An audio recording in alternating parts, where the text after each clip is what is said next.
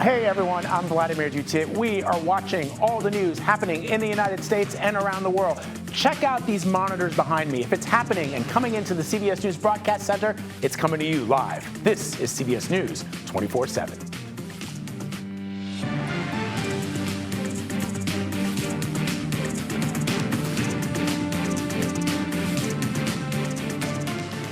Cyber threats are allegedly infiltrating the 2024 presidential race. What we know about the suspected Trump campaign hack allegedly connected to Iran. New phone calls, text messages, and video from the Robb Elementary School shooting, what the trove of documents from Uvalde reveals, and what was behind the long battle to get that information released. And Ukraine's surprise incursion into Russian territory forces thousands of people to evacuate, the latest from the region as the fighting intensifies. All that and more, but we begin this morning over cyber threats and the concerns over those threats to the 2024 presidential race after Donald Trump's campaign says it was hacked. Politico says it received information from someone named Robert, but the campaign says it was infiltrated. The revelation came after Microsoft reportedly detailed foreign agents' attempts to interfere in this year's elections. CBS News campaign reporter Olivia Rinaldi joins us now. Olivia, good to see you. What is the Trump campaign alleging? What's been confirmed by independent reporting, and what concerns may this raise about election integrity? Yeah, good morning, Vlad. This is quite a big announcement that came over the weekend from the Trump campaign. They announced on Saturday that they were the victims of a hack, and they do believe that Iran was the source of that hacking. You mentioned Politico had reported at first they were getting emails from someone named Robert who was sending them internal documents that they had obtained. And what is interesting about this is that the campaign has linked this back to a Microsoft report that came out last Friday that said Iran has tried to infiltrate a presidential campaign. They said that, quote, in June 2024, Iran's intelligence unit sent a, quote, spear phishing email to high-ranking officials in the campaign from the compromised email account of a former advisor. From there, that is where they were able to kind of infiltrate and take some of these key documents, start passing them out to various reporters at Politico. Washington Post had some reporting on this as well. What we do know, though, is that Iran has been observed by the intelligence community to be influencing this presidential election. We know that they have tried to infiltrate before in 2020. This is perhaps a sign that they're trying to do that again. And it is interesting that it is happening to former President Donald Trump, given that his prior comments about Iran and his threats towards them in recent months. All right. Let me ask you about the other news that we expect this evening. The former president is expected to speak with Elon Musk later today. What is the purpose of this interview and what's expected to come out of it? I'll be interested to see the purpose and what's going to come out of it tonight at 8 p.m. But we do know that Donald Trump and Elon Musk will be talking. What's interesting about it to me is that Donald Trump will be joining from his old Twitter account, that Twitter handle that was infamous during his presidency, where he would often tweet from and throughout the day and make a lot of news. That account was suspended after January 6, 2021, in the attack on the Capitol. It was reinstated when Elon Musk took over Twitter and made it X. About a month after he did that, Trump was reinstated. So now his return really to that platform is through that account, where he will be talking with Elon Musk tonight in a sort of live stream type thing. And Vlad, I'll be watching and I'll let you know if there's any news out of it. Yeah, I think also, Olivia, what's kind of interesting is, and Elon Musk has made no secret of this, that he believes that Twitter, X, as it's now known, is one of the most powerful communication tools out there. Certainly he believes that it is the future, the medium, the one that you and I live in, the linear world and the digital world, is now being surpassed by what we see on social media. So the question, of course, will be the numbers. And I know it's always sort of squishy when Musk releases numbers of interviews and things that he does on X. But I think that will be compelling to see how many millions of people are watching this interview on social media.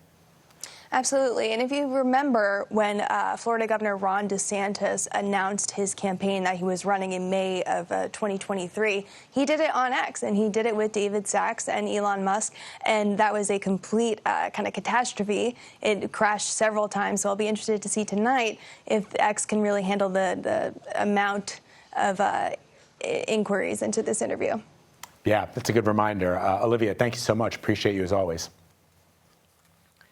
All right, President Biden sat down with CBS News for his first exclusive interview since dropping out of the race for the White House 3 weeks ago. The president says the stakes for the election are high, and he called former President Donald Trump a threat to the nation. Listen to this. She's a genuine danger to American security. Look, we're at an inflection point in world history. We really are. The decisions we make in the last 3-4 years and the next 3 or 4 years are going to determine what the next 6 decades look like. And democracy is the key. The president also spoke about his proposed plan to impose term limits on Supreme Court justices amid ethics concerns. The plan would limit terms to 18 years.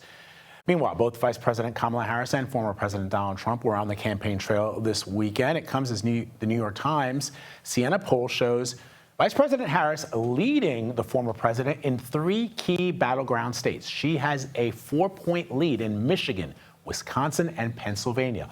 All of those were states she stopped in last week on her battleground tour with Governor Tim Walz. So let us bring in CBS News campaign reporter Aaron Navarro. Aaron, good to see you on this Monday. The Harris-Walz ticket appears to be gaining momentum in some of those key battleground states. The question is, how are they planning not to repeat the mistakes that the Clinton campaign made back in 2016, where they believed that the momentum and the energy and the excitement and enthusiasm over the potential of the first female president of the United States meant that they didn't have to focus on those states. It seems that the Harris-Walz campaign is thinking about this very differently. Glad, good to be with you. I think in part it shows in Vice President Harris's messaging when she is giving speeches to over 10,000 people at her rallies recently. She often says that, look, we are the underdog in this race, signaling that they are not taking former President Trump and his electoral prospects lightly. But as you mentioned, in addition to having multiple rallies over this last week where you saw crowds that were 5 times, nearly 10 times what you would see at President Biden's events earlier this cycle. The campaign, since debuting the Democratic ticket with Governor Tim Walz, raised roughly $48 million last week. That includes $36 million in the first 24 hours since Walz was announced as the nominee, and over $12 million at a San Francisco fundraiser on Sunday. And we now know, of course, that the president is expected to join Vice President Harris on the trail later this week. What's his role going to be now in the campaign? So in that Sunday morning interview that you mentioned earlier, he indicated to our colleague Robert Costa that he will do whatever Harris wants him to do on the trail, but he also said that he will focus on Pennsylvania. Scranton is like his second home, and you saw him really emphasize and spend a lot of time in Pennsylvania when he was a candidate. He said that he would go to the state, make sure that Harris locks up those 19 electoral college votes. He would campaign with Governor Josh Shapiro, who is on those finalists for Harris's VP pick. So we're expecting to see President Biden on the trail. He will also speak the first night of the DNC convention in Chicago. And it matches because when I was covering his campaign and talking to Democratic voters at his rallies, they liked him. They liked his policies. Their main concern was just that he could not beat former President Trump. Now that that is necessarily is taken off his shoulders, you can expect to see a positive response from Democrats at his rallies. Yeah, I think, Aaron, you're right. The Democrats will be able to point to the president and his legislative achievements, such as they exist in the world of Democrats and what they had hoped to accomplish, and give him that applause and that recognition, and then focus on the vice president and Governor Walz and the years to come. Aaron, always great to talk to you, my friend. Thanks, brother. Take care. All right. U.S. Defense Secretary Lloyd Austin has ordered a guided missile submarine to the Middle East and is telling an aircraft carrier strike group to speed up its arrival to the region. The move comes amid fears of a possible attack on Israel by Iran and Hezbollah. Joining us live from Jerusalem with the latest is Wira Davies with our partners at the BBC News. Wira, what are you hearing about the possible attacks from Iran and Hezbollah in Israel? All intelligence reports indicate that this could be at any moment. Yeah, Brad, indeed. All sides are prepared for what Iran has vowed to do in retaliation for what is presumed to be an Israeli attack in Iran, which killed a senior Hamas leader. Also, Hezbollah has vowed to attack Israel for the assassination of a senior Hezbollah commander in recent weeks. So Israel has made it pretty clear. Defense Minister Gallant has said, he's told a committee here in the Knesset that Israel is fully prepared and expecting either and a response from Iran and Hezbollah in coming days. We don't know how that response is going to happen, whether it will be, again, a direct attack from Iran or whether it'll be through one of its proxies. The most likely and the most well-armed of those proxies, of course, Hezbollah, which is based in southern Lebanon. Overnight, Hezbollah again fired several rockets into northern Israel towards the town of Nahariya. Those were either intercepted or fell in open ground. There were no casualties. But clearly, the Israelis are expecting some sort of response from Iran and Hezbollah in the coming days. We just don't know when that's going to happen or what form it will take. Yeah, help our audience understand here in the United States, because you just indicated, of course, that there have already been rocket attacks from Iran's proxies into Israel. Of course, Israel's Iron Dome generally protects the population from those rocket attacks. So what more could we expect? And I know you don't have any details, but are they talking about ground forces or just perhaps more sophisticated missile and rocket attacks?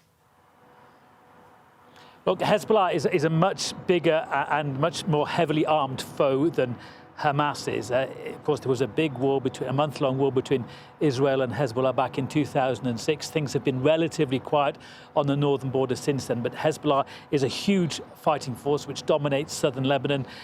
Israel knows that it has the capacity to hit Israel very hard.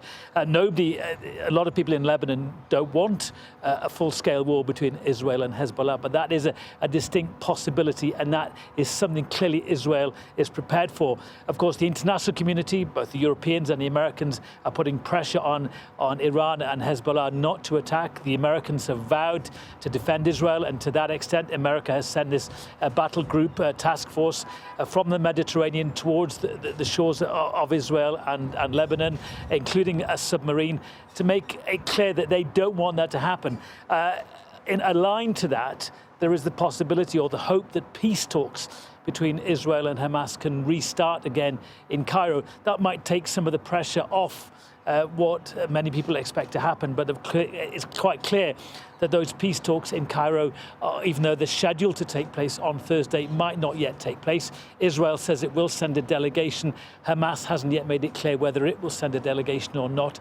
The two things are separate, but if those peace talks do restart between Israel and Hamas via the Qataris, the Egyptians and the Americans, then it may take some pressure off what might be happening regarding Hezbollah and Iran. So it's a very complicated picture here, but tensions are very, very high in the region. Well, the world would welcome peace talks and peace in the region. Weira Davies, thank you so much for your reporting. We appreciate it.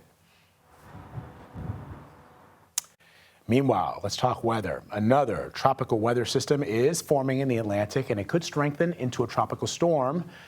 Ernesto is the name. It's moving towards the Caribbean islands. The storm appears on track to approach Puerto Rico, the Virgin Islands, and the Dominican Republic later this week. So let's bring in CBS News Philadelphia meteorologist Grant Gilmore with the first look at the national forecast. Grant, what are the chances that this becomes something similar to what we saw in the last couple of weeks? Well, the good news, a couple of things that make this one very different, Vlad, is that one, as it reaches its maximum strength, it looks to be over the open waters of the Atlantic, and two, this system is going to be moving a lot faster than Debbie did. Right now, what could become Ernesto over the next couple of days is still way off in the Atlantic, actually just off of our globe here. Can't even show it here. Meanwhile, really nice conditions building in over the Northeast, where Debbie dropped a ton of rainfall toward the end of last week, not to mention the Southeast earlier last week. So here is potential tropical cyclone 5. It's spinning just about 500 miles or so. All right, Grant, let me just pause you just for a moment there because your shot is frozen. So some technical difficulties there over at the Philadelphia studio, although we do see the map and we do see what we're talking about. So we're going to check back in with you just a little bit later in the hour for more updates on our national weather forecast. Grant Gilmore with our station in Philadelphia. Grant, thanks so much. Let's talk about these newly released documents from Uvalde officials that show details about the massacre at Robb Elementary School. We're going to look into how they can impact the criminal trial that is connected to the police response. You're streaming CBS News 24/7.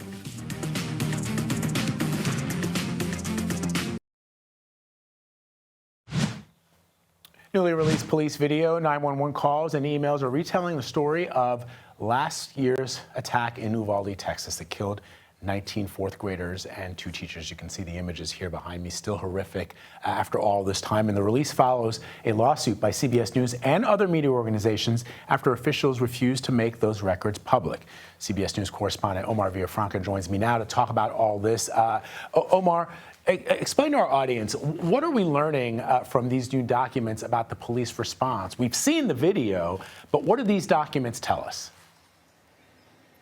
Well, Vlad, this was a huge information dump, really, as you mentioned, that came from a settlement and a lawsuit, including CBS News. And we're just trying to get so much different information. There was 911 calls, text messages, documents, police video, expanded police video. And what we're kind of seeing is just the layers of the botched response from the 2022 shooting. 2 things that did stick out to us, though, is that we learned through the paperwork and that was released that in 2018, Uvalde police officers and detectives has actually talked to the shooter. At the time, the shooter was in 8th grade, and some of his fellow students had been concerned that he was going to shoot up the school, so detectives talked to him. And he said that he was sick and tired of being bullied, and that he had, in fact, been kind of infatuated with what happened at Columbine, and he wanted to do that his senior year.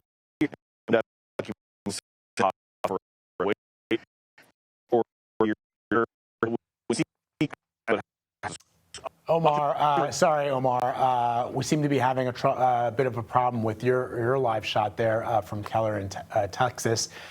It's Monday. There's some gremlins in the studio. I don't know. Let's see. Omar, can you hear me? All right. So issues with Omar's live shot, but again, the report there indicating a series of failures. As you heard Omar breaking it down for us, one of the most telling failures is that there was some type of, wouldn't perhaps call it a warning, but clearly indicators that this shooter had the potential to do what he ultimately did. And so all of those red flags are coming to bear in this report that's been released. We've seen the video, we've seen the body cam footage, we've seen the body cam footage of police officers waiting, crouching, while little children are being killed by this shooter. And now we're getting the documentary evidence that explains exactly what kind of response was happening prior to this shooting and in the wake of the shooting, as you can see here on your screen. All right, Omar, thanks so much for that report. Let's go back overseas now. President Vladimir Putin, Russian President Vladimir Putin, that is, has accused Ukraine of trying to undermine Russian stability with its surprise incursion into Russia. Speaking earlier this morning, Putin vowed Ukraine would face a, quote, worthy response. CBS News foreign correspondent Ian Lee joins me now from London with more. So this is interesting, Ian. The Ukrainians are taking the fight to the Russians by actually carrying out military operations within Russia's borders. Yeah, hi, Vlad. And this weekend, we finally heard from Ukrainian President Volodymyr Zelensky about why they carried out this operation. He said it was to restore justice and to push the war on the aggressor's territory. Well, today we again heard from Russian President Vladimir Putin, who vowed to kick Ukrainian troops off Russian territory. He also blamed what he says are Ukraine's Western masters for creating the situation. The Kremlin believes this incursion could be to create a bargaining chip in future ceasefire negotiations. Currently, evacuations are ongoing in Russia's Belgorod region. Moscow says it's evacuated tens of thousands of civilians. It's been about a week now since Kyiv launched the largest attack into Russia since World War II, reportedly pushing up to 20 miles into the Kursk region while pitting thousands of elite Ukrainian soldiers up against weaker Russian defenders. Moscow is still scrambling reinforcements to halt the attack, and we're seeing videos posted online reportedly showing Ukrainian successes like destroyed Russian military columns and Russian soldiers surrendering. The governor of Kursk says 28 settlements are currently under Ukrainian control. Moscow is also posting its own videos of Russian planes bombing Russian territory to push back this advance. But this attack has given the Ukrainians something they badly needed, a boost to morale. Vlad? As you know, Ian, Russia and Ukraine have been trading blame over a fire at the Zaporizhzhia nuclear power plant. What more can you tell us about that? Well, the situation seems to be under control now. And to give our viewers some context, Zaporizhzhia is the largest nuclear power plant in Europe. It's been shut down during the war, but still needs external power to keep its nuclear material cool and to prevent a meltdown. But any accident would be catastrophic. Just to give you an idea, Zaporizhzhia is much larger than the plant at Chernobyl, which created a nuclear disaster after melting down in 1986. Ukraine's president is blaming Russia for purposefully starting the fire to blackmail Ukraine, while the Kremlin blames the fire on Ukrainian shelling. Now, the UN's nuclear watchdog said it saw strong black smoke and that there was no impact reported for nuclear safety, but it still is demanding immediate access to assess any damage. Vlad? All right, Ian Lee reporting for us. Ian, thanks so much, brother. Appreciate it. Thanks. All right, President Biden will hit the campaign trail this week for the first time since he left the race. What to expect as he makes his case for his vice president. You're streaming CBS News 24/7.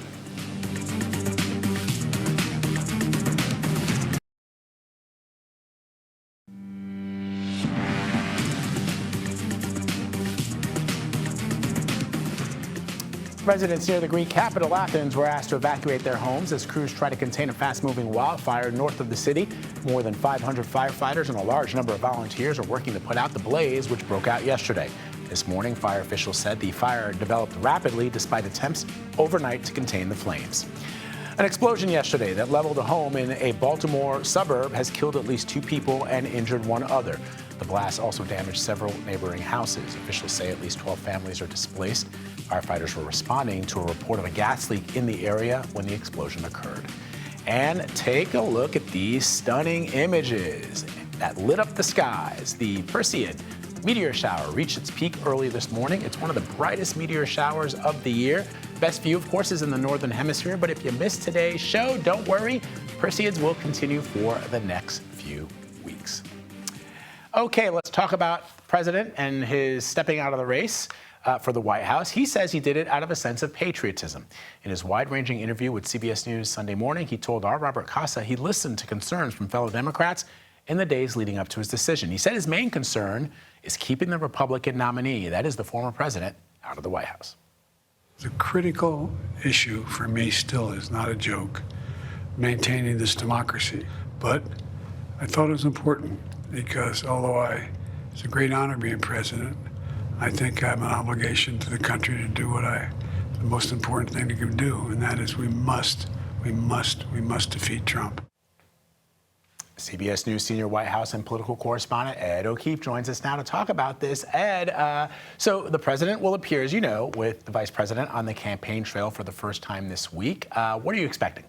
Yeah, it's coming Thursday in Maryland, and it's actually being billed as an official event by the White House, so not necessarily with the trappings of the Harris-Walz campaign, but either way, a chance to see the two of them together again for the first time since Harris became the presumptive nominee and the president stepped aside. It's expected to focus primarily on economic issues, as that, of course, remains topic number 1 in this campaign, and one that the vice president has to speak to in the coming, as we expect her to in the coming days, to sort of lay out what exactly she would perhaps propose as president.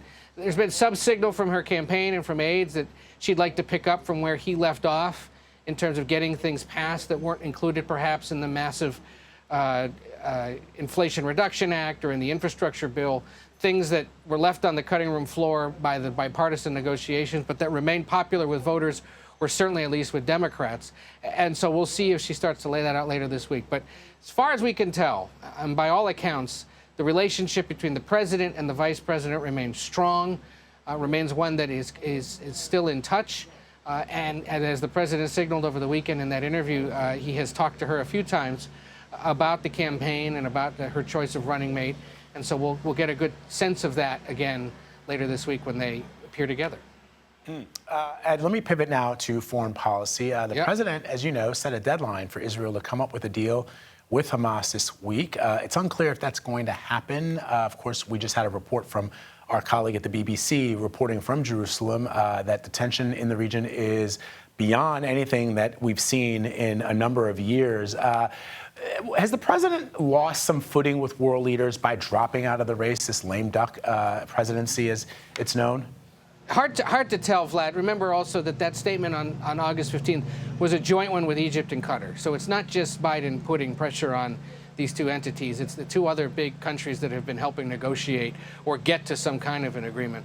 But no doubt that most of the world has been watching the United States this year for clues as to who might win, whether it's the Middle East, whether it's Europe, whether it's Asia, with a sense until he dropped out that perhaps Donald Trump was returning.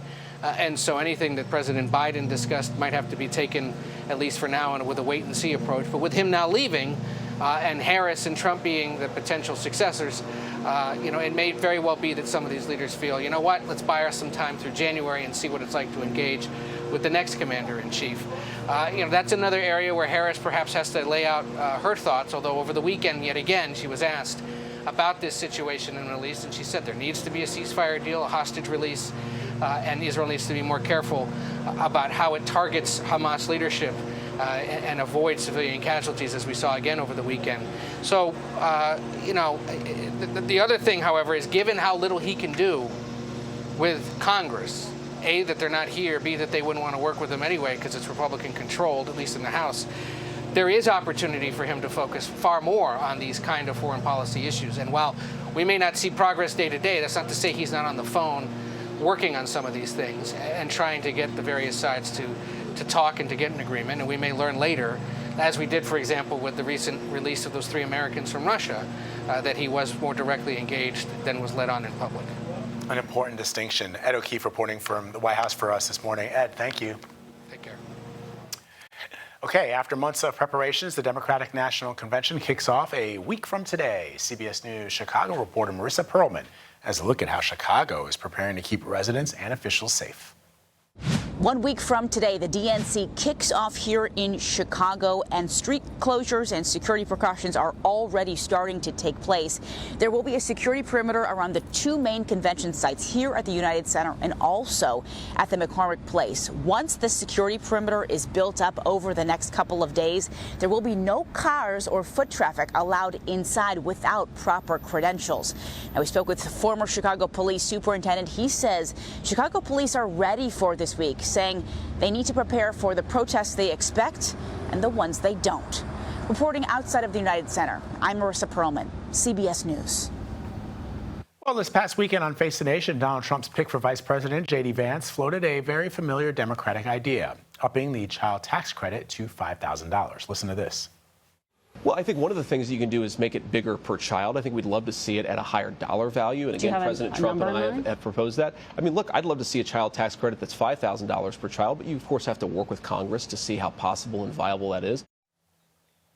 Vance's proposal comes just a week after the Senate, which has a slim 51-seat Democratic majority, and the need for 60 votes to break a filibuster did not advance the measure. Vance missed the vote that day. CBS News congressional correspondent Nicole Killian is live on Capitol Hill and joins me now to break it all down. So, Nicole, for our audience to understand, what is exactly the current child tax credit, and why has it become a campaign issue now? Well, the current credit is roughly $2,000 per child. It's actually expected to go down in 2025 to $1,000. But look, in terms of child care, we know that this has been an issue with respect to the election. It has come up, certainly fits within many voters' concerns with respect to the economy.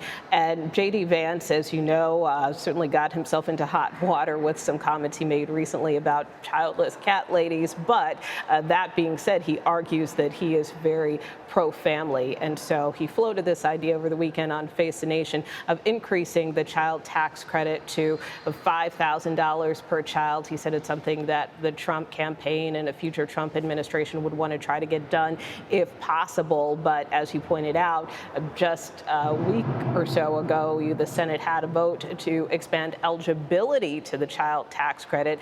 And while Vance expressed support for the legislation, he ultimately missed that vote. So some Senate Democrats, as well as the Harris campaign, have kind of come down on him for that in terms of floating this idea, but not necessarily supporting legislation that was just on the floor a couple of weeks ago.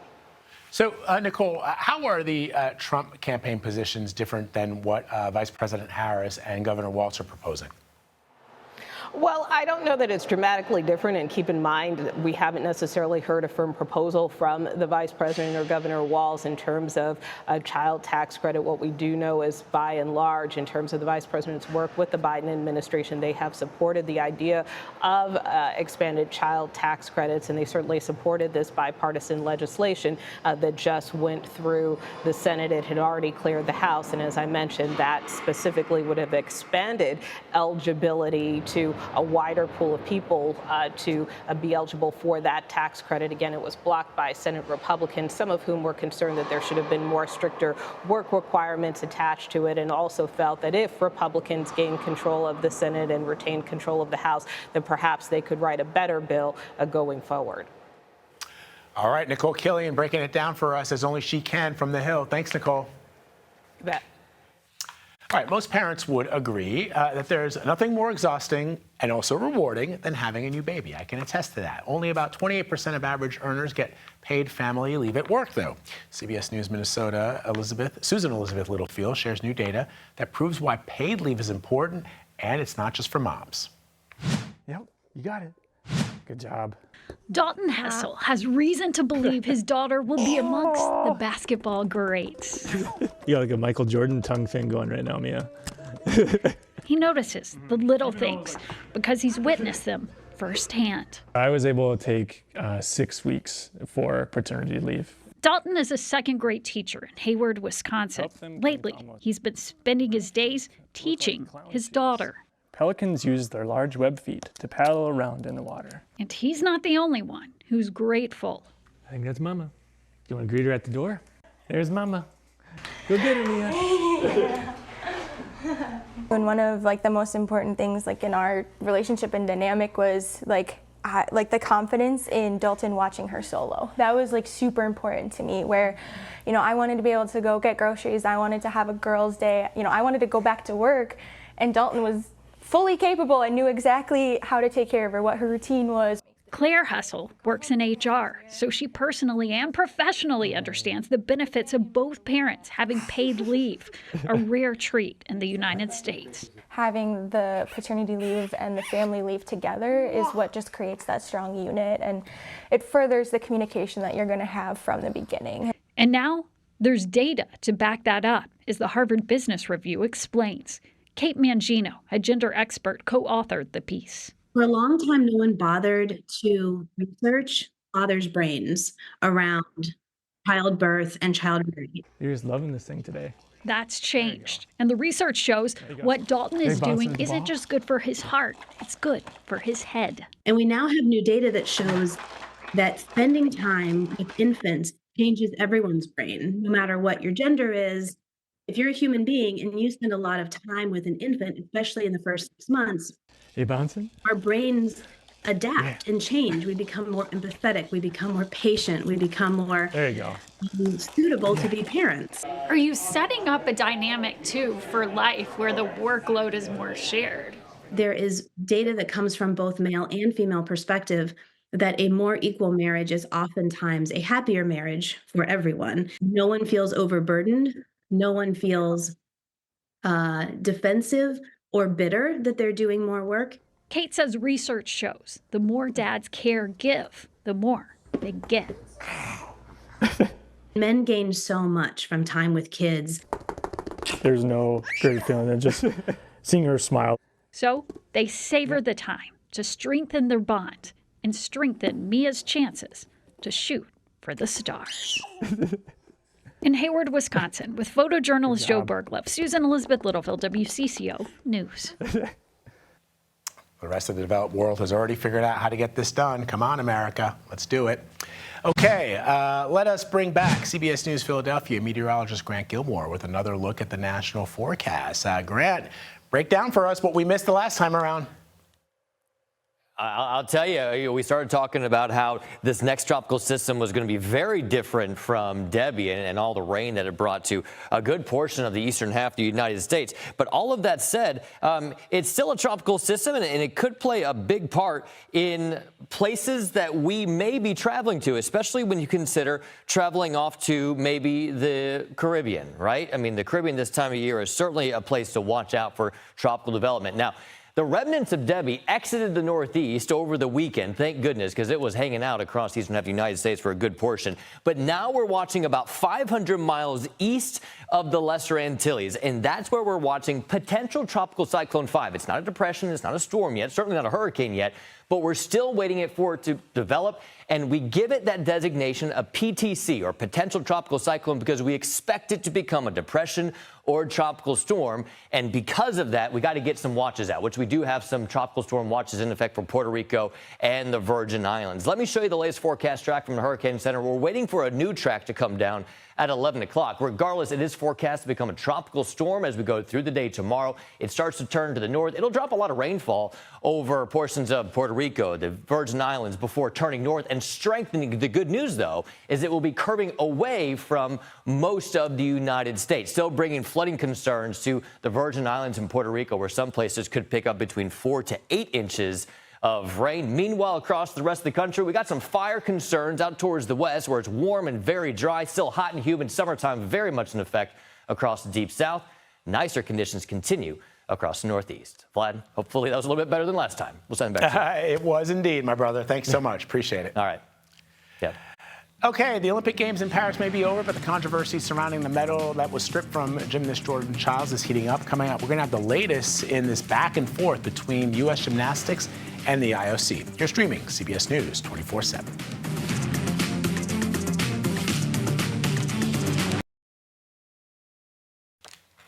All right, the Olympic Games in Paris may be over after a last night's ceremony, but not without its share of controversy. A U.S. gymnast, Jordan Childs, her coach submitted an appeal to upgrade her score after she originally placed 5th during the floor exercise event. This was a few days ago. She was then awarded the bronze medal.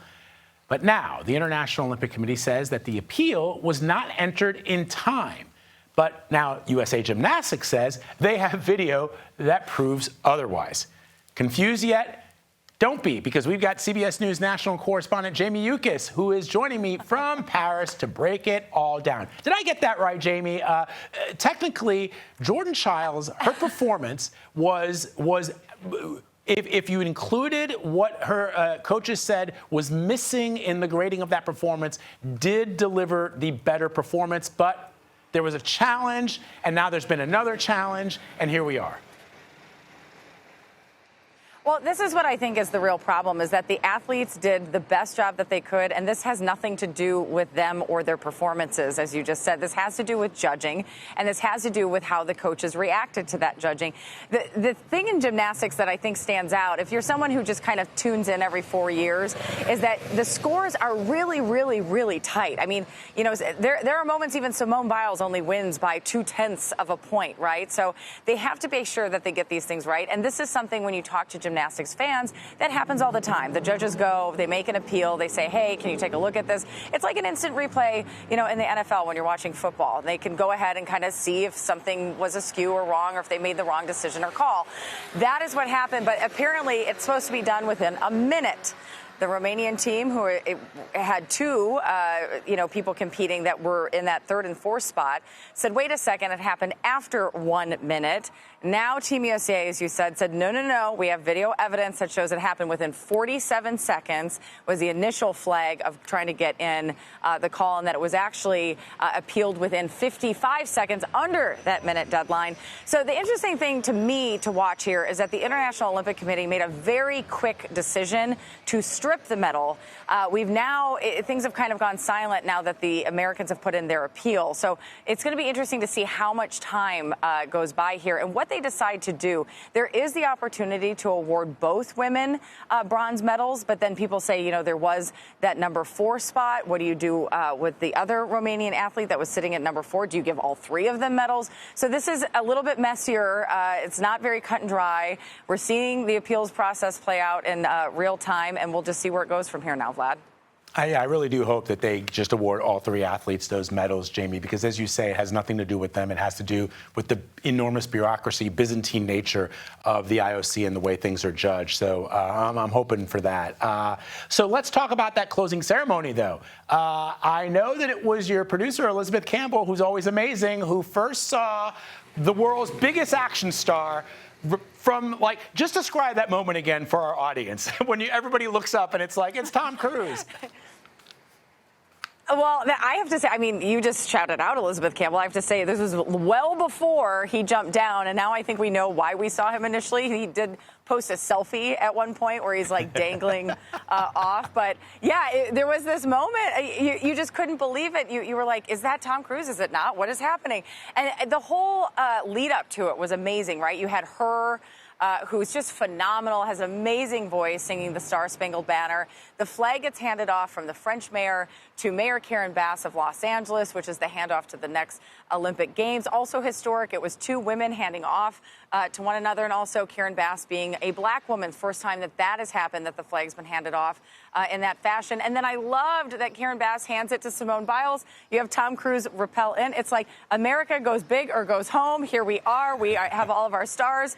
He's going to take the flag, get on the motorcycle. It's in Los Angeles. And then here come Red Hot Chili Peppers, Billie Eilish, and Snoop Dogg. Like, I can't wait for LA 2028. Yeah, it's going to be amazing. And this will be, so let's see, you've done like 4 Olympics in your career at CBS News. I mean, hometown team, I don't know. It won't be as exciting as Tokyo and Paris and all the other places that you've been blessed to go to. I don't know about that. Here's why. First of all, You want the city, you want the state, you want the country to shine. The athletes kept telling me they can't wait to compete there. Team USA is looking at this as it is my home, and I'm going to go big. So I'm actually really excited. We saw so many records broken here. I can't wait to see what they do once they are in their home country, Vlad. Yeah, me too. And look, for me as a Gen Xer, the 1984 Olympics in LA still is a milestone moment in my childhood. It's sort of like the first time you could watch the Olympics with a firm understanding of everything that's happening, all the different sports. Of course, you had those amazing athletes like Carl Lewis. So I'm looking forward to it, and I'm looking forward to your coverage in just 4 short years, Jamie. Thank you. Thank you. All right. All right, we're still watching this tropical system forming in the Atlantic. We'll have the very latest path coming up next. You're streaming CBS News 24/7.